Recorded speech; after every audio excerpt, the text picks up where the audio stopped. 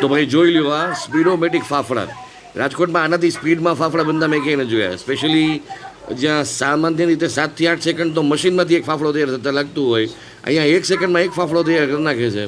કદાચ આના કરતાં વધારે સ્પીડમાં ક્યાંય હોય તો કમેન્ટ કરજો. પણ હા, ખાલી સ્પીડ નથી, સ્વાદ અને સોફ્ટનેસ પણ એવી જ છે જોરદાર.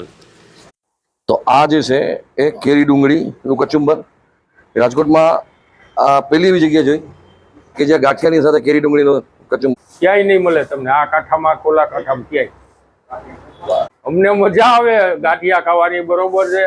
એટલે ગમે એ વ્યક્તિ અહીંયા આવ્યો હોય એક વાર તો બીજી વાર આવે.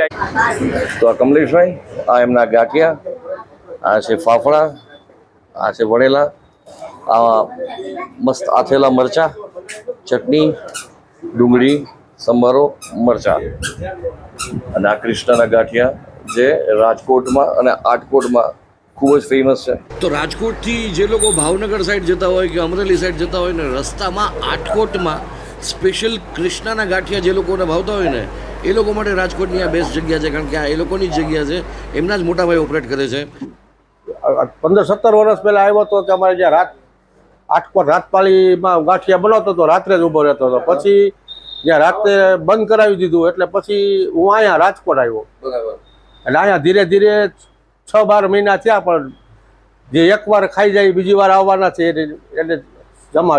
સો ગુજુ બોક્સમાં આપનું સ્વાગત છે. હું છું સમીર અને મારા રેડિયો મિર્ચીના સમયના અને અત્યારે ગુજુ બોક્સના શરૂઆતના અમુક જે ફોલોઅર્સ જે છે એ લોકોએ મને આની પહેલાં સજેસ્ટ કરેલું હતું કે સમીરભાઈ તમે આટકોટના કૃષ્ણના ગાંઠિયા ખાતા હતા ને, તમને રાજકોટમાં એનો જ સ્વાદ મળી જશે. અને એ લોકોની જે એક બ્રાન્ચ છે એમના જ મોટા ભાઈ અહીંયા ગાંઠિયા બનાવે છે. એકચ્યુઅલી એ સમયે હું કોઈ કામમાં ઓક્યુપાઈડ હોઈશ એટલે કદાચ મેં શૂટ નહોતું કરેલું, પણ આજે જોગાનો જોગે શૂટ કરવા ટાઈમે મને એમ થયું કે આ તો વસ્તુ મારે તમને બહુ પહેલાં બતાવી દેવાની જરૂર હતી. બહુ ટાઈમ પહેલાં જ ગાંઠિયા ફાફડા જે સ્પીડમાં બને છે અને એની સાથે સાથે વણેલાની જે ક્રિસ્પીનેસ છે ગજબ છે. એની સાથે કચુંબર અને એના આથેલા મરચાંનું કોમ્બિનેશન એ પણ યુનિક છે. ટેસ્ટ કર્યા પછી તમારી સાથે ઇન્ટ્રો શૂટ કરી રહ્યો છું એટલે હું તમને આ બધી વસ્તુ કહી શકું. ફિલહાલ તો અંદર તમને દેખાડું કઈ રીતે બને છે સ્પીડોમેટિક ફાફડા ગાંઠિયા અને એની સાથે કઈ રીતનું છે એક્સ્ટ્રા કોમ્પોનન્ટ્સનું બધું combination. Let's check it out. તો આ છે કૃષ્ણા ગાંઠિયા રથ.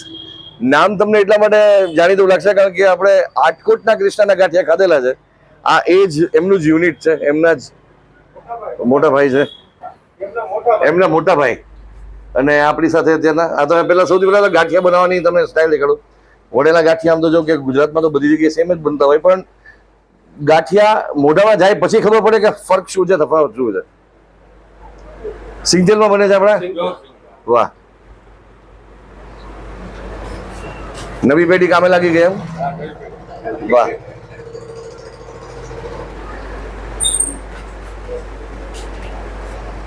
હા બોલ મોટા. એ સંત કબીર રોડ જલગંગા ચોકમાં ઓલા ત્યાં જવાનું મારવાડી ત્યાં. ડુંગળી, આ મસાલા ડુંગળી ગાંઠિયા સાથે આવે. વાહ, આ રાજકોટમાં મેં ફર્સ્ટ ટાઈમ જોઈ છે મસાલા ડુંગળી જે ગાંઠિયા સાથે આવે. આ છે એનો ગાજરનો સંભાર.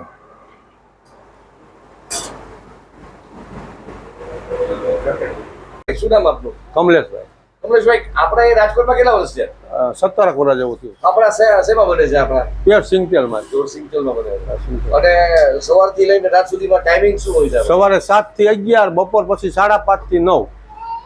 પછી રવિવારે કે બુધવારે આમ આવીએ તો કેટલું રાહ જોવી પડે? નહીં, 10 મિનિટ 10 જો કે જે રીતે આ ભાઈ બનાવી રહ્યા એટલે સ્પીડમાં હોય એટલે સ્પીડ જ છે એટલે પછી ઝડપથી વારો આવી જાય. 10-15 મિનિટ એન્ડ આવી જાય. સરસ સરસ.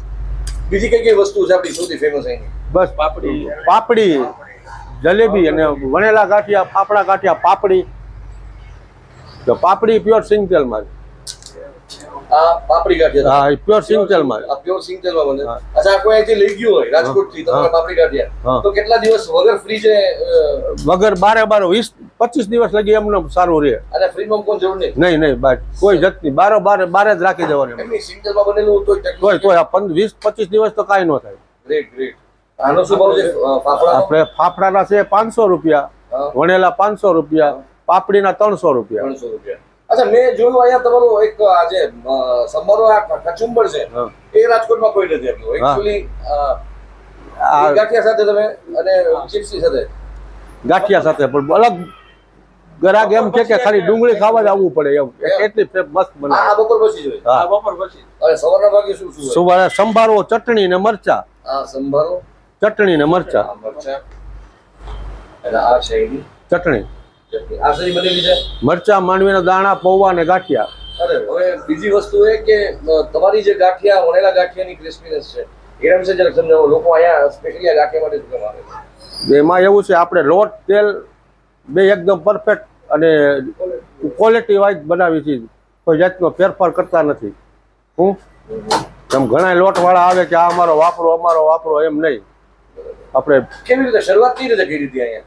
અત્યારે હું 15-17 વર્ષ પહેલા આવ્યો હતો કે અમારે જ્યાં આટકોટ રાતપાલીમાં ગાંઠિયા બનાવતો હતો, રાત્રે જ ઊભો રહેતો હતો. પછી જ્યાં રાત્રે બંધ કરાવી દીધું એટલે પછી હું અહીંયા રાજકોટ આવ્યો. બરાબર.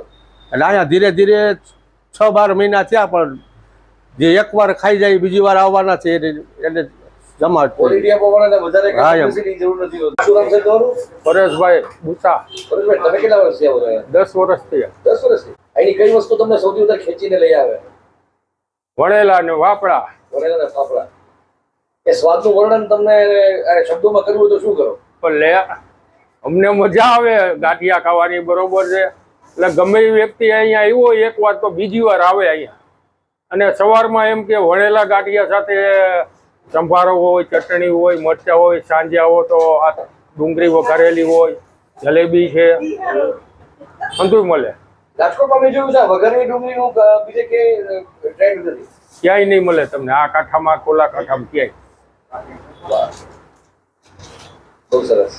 મેં તો અહીંયા બહુ આનંદ થાય એટલે અમે અહીંયા. તો જે લોકો ભાવનગર જતા રસ્તામાં હોલ્ડ કરતા હોય એના માટે તો આ જગ્યા છે જ. બાકી આપણો જે ઉપલો કાંઠો છે ને એના માટે તો આ બહુ જૂની જગ્યા છે. એ કદાચ આજકોટ કરતાં પણ વધારે ફેમસ આ જગ્યા એમના માટે છે. આ ગાંઠિયાની સૌથી મોટી ખાસ વાત એ છે કે જે ગાંઠિયા છે એની ક્રિસ્પીનેસ છે ને જબરી છે, એની સોફ્ટનેસ. અને આટલા પતલા ગાંઠિયા ફાફડાની અંદર રાજકોટની અંદર બહુ જૂજ જગ્યા મળે તમને.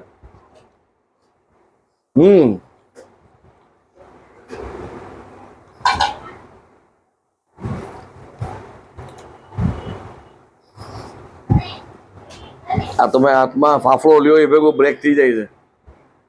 અને એની સાથે આ ગાજરનો સંભારો.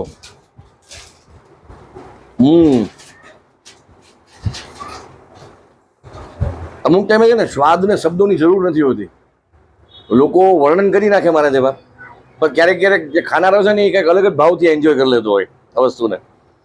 બીજી વસ્તુ અહીંની યુનિક મને લાગી કે આવા આથેલા મરચા બહુ ઓછી જગ્યાએ મળતા હોય. કેટલાક લોકો રાયતા મરચા, કેટલાક ભરેલા મરચા દેતા હોય, પણ આ જે છે એની એક યુનિકનેસ છે.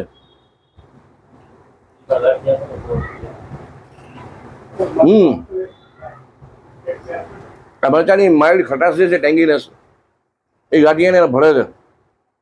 બીજું આ યુનિક વસ્તુ છે. ડુંગળી તો તમને બહુ બધી છે, આખા ગુજરાતમાં મળી જશે ગાંઠિયાની અંદર. પણ આ બી મસાલા ડુંગળી કે મસાલા કચુંબર મેં હજી સુધીમાં બીજે નથી જોયું. ક્યાંય ગયું હોય, ક્યાંય તમને મળતું હોય તો કમેન્ટ કરીને જરૂરથી કહેજો કે બીજે તમને કઈ જગ્યાએ આ રીતનું કચુંબર ડુંગળીનું, કેરી ડુંગળીનું કચુંબર મળે છે.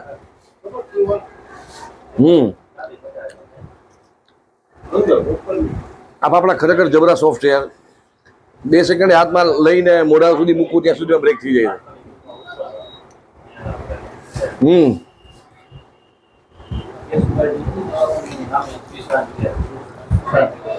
જલેબી ખોટું ન લાગવું જોઈએ કે મારા વિશે કઈ બોલ્યા નહીં.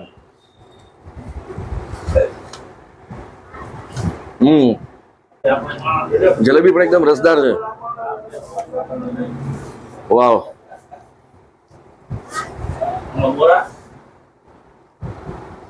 ઓવરઓલ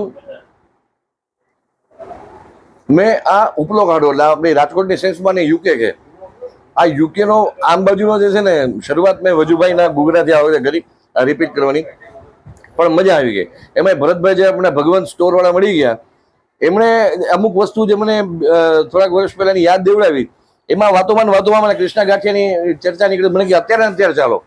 તો આપણે જો અત્યારના ભરતભાઈ આપણી સામે છે, મને કે અત્યારે હું ગાંઠિયા નહીં ખાઉં, મારા ઘરે બધા લોકો રાહ જોઈ રહ્યા છે. એટલે પણ મને ખેંચીને લઈને આવ્યા એ. અને આ જગ્યાનું સજેશન હજી એક વ્યક્તિને હું થેન્ક્સ કહીશ, મિહિર જોગી, કે જે આપણા રેડિયો મિર્ચીના ટાઈમથી આપણા લિસનર છે, આપણા ટ્રાફિક બીટ દેનારા છે. એ મને આનું ઓલરેડી એણે 2 વખત સજેસ્ટ કર્યું હતું.